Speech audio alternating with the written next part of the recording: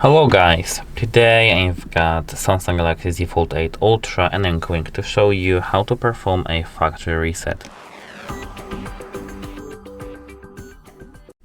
We've got actually two ways. The first way is when you know your password. You need to at first open the settings, then you need to enter the general management, and here you need to open reset. Tap factory data reset, and here you'll see that everything will be resetted. Tap reset, and now you need to confirm your identity by drawing your pattern. But we've got the second way.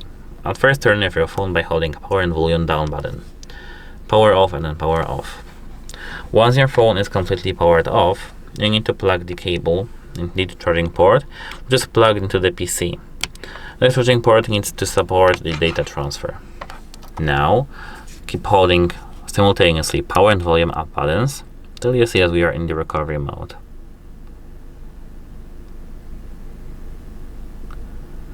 And we are in.